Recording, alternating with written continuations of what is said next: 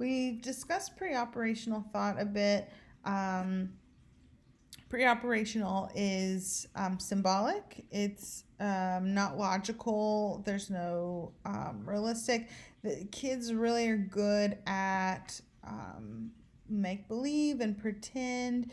Little less so in understanding logic and reasoning, particularly if things aren't going their way or if they don't, they're presented with a new concept that they just don't quite understand or grasp the concept of yet because they lack that experience. Kids during early childhood do struggle with some forms of logic, as I've already mentioned. They do sometimes will tend to focus on one idea and not see others. They're very egocentric, so they really only see the world from their own perspective. This has come if you've ever talked to a kid on the phone, not on FaceTime, just on the phone, and they say, "Oh, look at this great shirt that I'm wearing. Don't you think it's cool? I just got it." And your response is inevitably, "Oh, what a great shirt. Yeah, I love that." Even though you can't see it, you have no idea what they're wearing.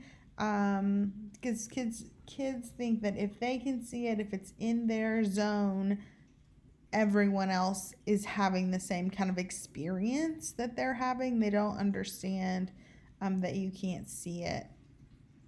They do have a focus on appearance, even if it's, again, not logical or not realistic. They do ignore things that they can't see. That is not again in their kind of like zone of thinking at the moment. An example of static reasoning would be sometimes kids think that if they see their teacher outside of school, they wonder like how could you be here? You're supposed to be at school. They kind of think their life is in the school. They don't understand that they have a work life and a home life. They can't grasp that concept yet. Irreversibility, if something has happened, that's it. That's the way we're moving forward with life. I feel like this came up a lot with my niece and nephew. If they came over and we'd try and maybe cook breakfast or something, they'd spill. It happened, oh gosh, a million times. They'd drop like part of an egg into the bowl or whatever we were using, and they would just shatter. They just thought, well, this is it. Breakfast is ruined. We can't eat. What are we supposed to do? And they just really can't understand that we can clean it out or move forward in a different way. They just kind of saw the end. So the same. That's one example of a million. Kids just can't see kind of outside of what is currently happening in their world. You can see a static example of the conservation task here in this picture. The girl, she's 5 years old. She can very carefully see that both glasses have the same amount, but then if they pour one into a wide jar and one into a skinny jar, she just immediately thinks that the taller one has more. There's a really good video on this to display this, and they use other things besides water. So if you click on the conservation link, it should take you to the YouTube video to watch that. It's maybe 2 or 3 minutes long. And here's just some more tasks that show kids don't have that logical thinking yet.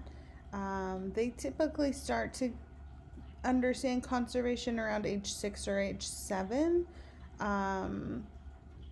But you can see some examples here. They'll inevitably say the taller one, the longer one. They don't notice little shifts, and their little logical brains can't they just don't have that logic yet. Vygotsky really felt like social learning was the way to go. We learned by doing. And so having a mentor to teach you how to button up your shirt, for example, someone to teach you how to tie your shoes or cut vegetables or whatever the situation is, we learn from kind of doing, and providing assistance as the mentor, and we can learn faster and easier from someone who already has the skills that we're looking for.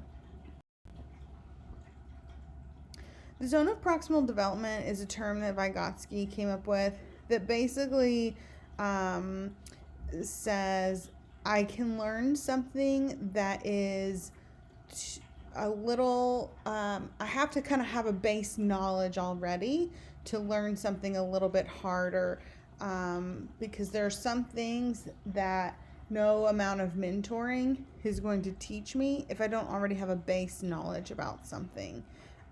So I do need, I need assistance with learning something, but I already do kind of have a base knowledge, so I will be able to pick it up. So just that proximal learning. I can't learn something that I don't even know, like understand the properties of or whatever. Scaffolding is sort of the same. So just kind of, if you think of like scaffolding up the side of a building, it's kind of the same idea. It's tailored to the learner's needs, so you give them a little and then they can work on it, and then you give them a little more and then they can keep learning in that way. For over-imitation, kids tend to copy an action that is not relevant to the behavior being learned. So if you're trying to show a kid how to open a drawer, for example, but you tap on the wood 3 times before you open it, the kid has a tendency to tap on the wood 3 times before they pull to open the drawer as well. Interestingly, this is only applicable to human babies as far as they can tell. Dogs don't repeat this. Bonobo chimps don't repeat this. So it's really interesting social behavior that humans have picked up on. Social mediation is just this idea that kind of what goes along with the zone of proximal development.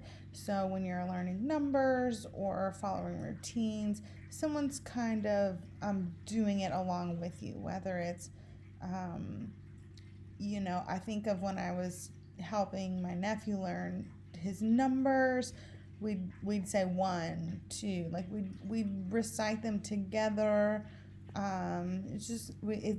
It's really a social environment that we're learning in. We're not learning, in a silo, for example. This video on executive function is, you've maybe seen it before. It's the marshmallow task, where kids are told they can have 1 marshmallow now if they eat it now, but if they wait till the researcher comes back in the room a couple minutes later, then they get 2 marshmallows, and they just kind of wait and see if they eat it, if they have that control or not, that executive function. Basically, there's been a lot of research since it originally came out showing that it may be less to executive function and more to life experience. For example, if a child has grown up in a household where there's food scarcity, they may be working more on I can't think of the word. They might be working more from this may be the only food that I get today mentality, rather than executive functioning, which would be planning and anticipating the behavior. So it may be less related to, there's certainly other factors, I guess, involved in executive functioning. So if you haven't seen the video, I encourage you to watch it. It's just a couple minutes. It's really cute. And definitely let me know if you have any questions.